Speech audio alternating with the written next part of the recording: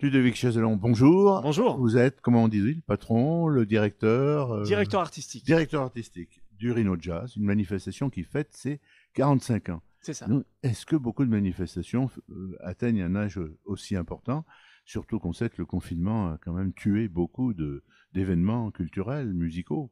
Ah ben, nous sommes peu en région Auvergne-Rhône-Alpes à avoir presque un demi-siècle Mhm. d'existence, d'organisation autour des musiques de jazz. C'est vrai, c'est un pari audacieux et nous le tenons. Alors, plusieurs générations, vous avez secondé et Jean-Paul qui est toujours là.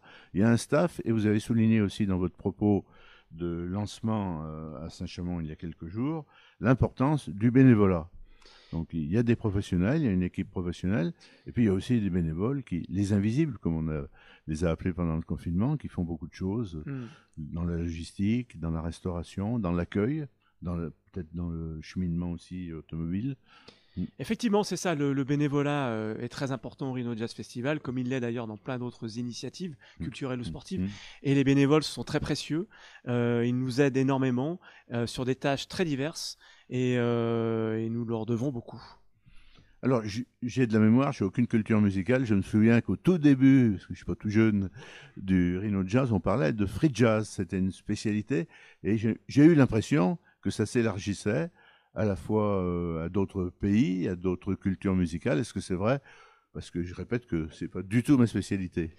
Oui, effectivement, les premières années du festival de jazz de Rive-de-Gier, puisqu'il s'appelait Ouais. ainsi, Mm. il ne se nommait pas Rhino Jazz Festival, Tout à fait. était assez porté sur les musiques libres, le free jazz, un certain jazz qui, effectivement, avait le vent en poupe Oui. à ces Mm. époques-là. Et, comment dirais-je, le public évolue. Mm. Les musiques évoluent, les jazz ont également Mm. évolué, Mm. donc nous, on a suivi ce Ah oui. processus, on a accompagné tout cela. Donc effectivement, le free jazz est moins présent depuis de nombreuses années, mais Oui. les jazz se sont réinventés, Mm. donc Mm. on doit être à l'écoute de tout Mm. cela. Alors, on est passé d'une appellation géographique à Rhino Jazz. Je félicite aussi, là, je connais un petit peu plus en tant que journaliste et j'ai fait de la communication. C'est une belle communication autour du Rhino Jazz, un joli symbole qui a perduré, qui a évolué. Hmm. C'est exact. C'est-à-dire que le festival a eu à un moment donné la possibilité d'avoir une implication géographique un peu plus large. Donc la métropole de Saint-Étienne Ouais. et une partie Mm. de la métropole de Lyon.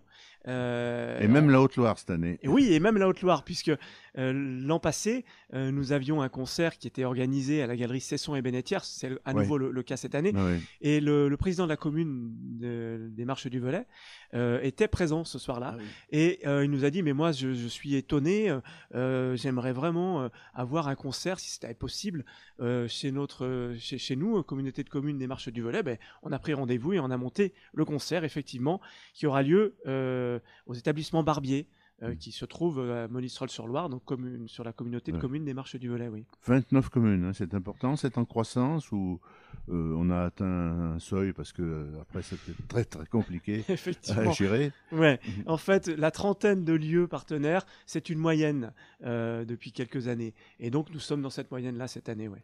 Alors il y a des concerts dans des lieux cultuels, dans des églises. Mm. Dans des usines, on vient de citer un établissement, Mm. et également, vous n'oubliez pas les enfants en milieu scolaire. Mm. Il y a un sacré travail, on peut dire, qui est fait Mm. depuis plusieurs années d'ailleurs, Mm. avec des enfants. Oui, c'est ça. Le travail en direction des scolaires maternelles et primaires, pardon, c'est un point très important dans le cadre de notre Mm. action artistique. Et ce sera le cas cette année avec un artiste angolais qui s'appelle Toto ST. On est en train de régler quelques petits problèmes de venue, Administratif. de visa Oui. administratif. Oui. Mais, allez, je touche du bois, ça va se régler. Oui, c'est La fabuleux. table est en bois. Ouais, elle est en bois, c'est pour ça que je la touche. Non, c'est très important. C'est entre 2 et 3 000 enfants qui sont intégrés dans un processus de découverte musicale et de concert. Donc c'est très important, oui. Alors, on va rester dans l'ex-région Rhône-Alpes. Il y a un autre grand événement qui est le Jazz à Vienne. Mm. Est-ce que vous avez des relations avec c'est aussi une institution qui existe depuis plusieurs décennies, Mm. ou est-ce que vous êtes en concurrence? Et puis, il y a d'autres petits festivals, mais je crois qu'il y en a un avec lequel vous travaillez. Oui, c'est ça. Hein. Alors pour revenir à la question de Jazz à Vienne, on n'a pas du tout de concurrence, hein. On a des temporalités qui sont pas du tout les mêmes, hein. Eux, c'est l'été et nous sommes sur la période automnale. cantonales. On a eu de nombreuses collaborations avec Jazz à Vienne. Et puis là, ça c'est un petit peu, ça va reprendre peut-être un peu son cours. Et le festival que vous citiez, avec lequel nous avons un partenariat, nous avons eu un partenariat puisque c'était Jazz au Sommet. Oui. On a eu un partenariat sur une de ces dates en septembre. Et c'est très bien. Nous, on n'a pas de concurrence. Il n'y a pas d'esprit concurrentiel. On intègre, on travaille avec tout le monde. Et une grande diversité aussi sur le plan musical. Oui, très grande diversité cette année. On l'a vu dans le petit film que vous avez projeté. Ouais. Moi, j'aime énormément travailler sur les jazz d'aujourd'hui et sur des musiques aussi qui sont cousines du jazz, c'est-à-dire le gospel, le blues, des formes musicales qui en fait s'inspirent des musiques de jazz depuis très longtemps, puisqu'il faut savoir que le jazz a plus d'une centaine d'années, il y a plus d'un siècle d'existence dans ces musiques-là, et elles se sont toujours ouvertes, elles se sont toujours intéressées à plein de formes musicales. Et voilà, naturellement, moi, j'aime beaucoup garder cet esprit-là, très ouvert. Alors, est-ce qu'on peut dire qu'il y a des événements dans l'événement? Je pense, étant Saint-Chamond, à la Nuit du Blues, qui est aussi ancrée dans l'agenda culturel local. Exactement, bien sûr. Comme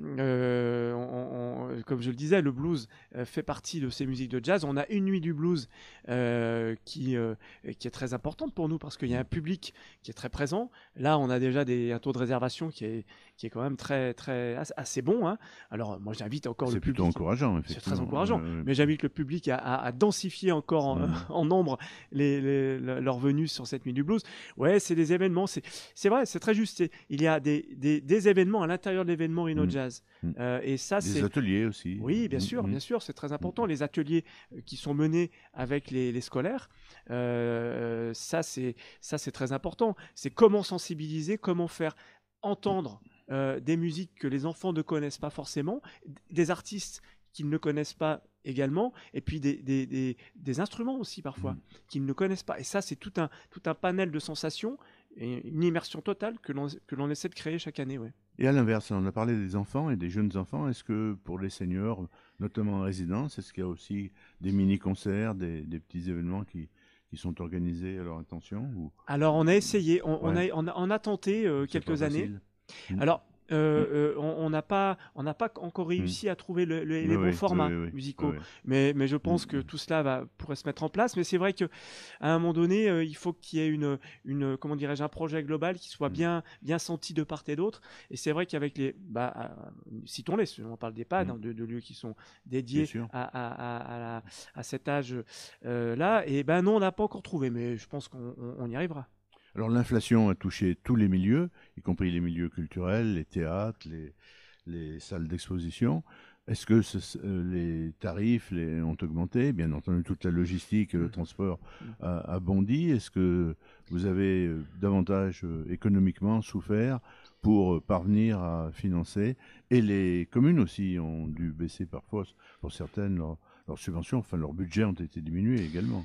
Disons qu'on on est un petit peu comme, on est loti comme tous les organisateurs en France, et on a subi des baisses d'aide, c'est exact. Mais bon, on arrive toujours à maintenir quand même un budget qui nous permet d'organiser l'événement. Ensuite, sur l'aspect tarifaire, on essaie d'être toujours vigilant, à avoir des tarifs qui soient abordables pour tout le monde.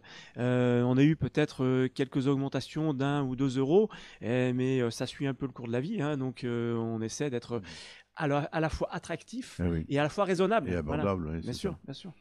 Alors, une autre thématique qui est importante, j'ai trouvé, c'est ce mariage aussi avec le cinéma et musique. Et là, vous avez un passionné qui, y compris dans des films en noir et blanc, il y a des rendez-vous à la cinémathèque. C'est intéressant. On peut être cinéphile et passionné de musique et mélomane. Exactement. De toute façon, moi, lorsque je travaille sur la programmation, la direction artistique du Rhino Jazz ou d'autres événements pour lesquels j'ai la chance de travailler, en fait, moi, le spectre de l'image, le médium de l'image, de l'iconographie, il rentre totalement de manière constitutive de mon travail.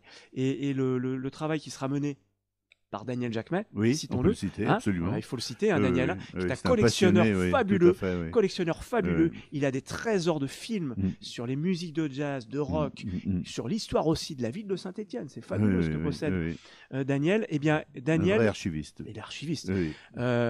C'est plus que ça, je crois. Je crois que moi j'adore ce personnage. Il a des trésors de documentaires sur la musique et sur le jazz, et donc il nous fera le plaisir de présenter un documentaire à la Cinémathèque de Saint-Étienne.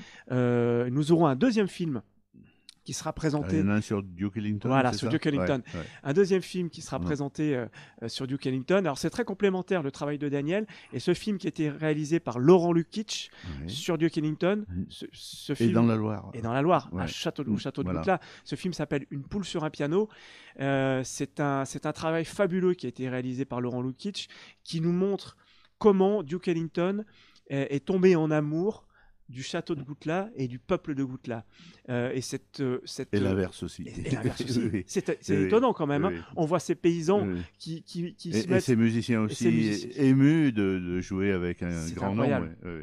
C'est incroyable. Donc c'est ça aussi. C'est l'image, le film, le documentaire qui s'associe à des musiques que l'on va découvrir tout au long du Rhino Jazz Festival sur près d'une trentaine de lieux. Alors on va terminer avec un ou deux chiffres. Le Rhino Jazz 2023, c'est du 1er au 22 octobre. 45e édition, on l'a déjà dit. 29 communes, 41 concerts. On ne peut pas tous les énumérer. Non. Alors, on va donner l'adresse du site internet. Bien entendu. Qui est là aussi, le site internet, un outil qui est très bien maîtrisé depuis plusieurs années. Ouais, je crois. Enfin, en tout cas, on a très bon retour. Le site, c'est www.rhinojazz.com, rhinojazz.com, RHINOJAZZ, tout attaché.com. Et effectivement, il y a de très belles musiques à découvrir. La billetterie également, on peut acheter ses abonnements ou les places à l'unité. Voilà, c'est un beau travail. Voilà. Merci beaucoup. Merci à vous pour l'invitation. D'être Merci venu beaucoup. nous rendre visite ici à 42 TV. Merci.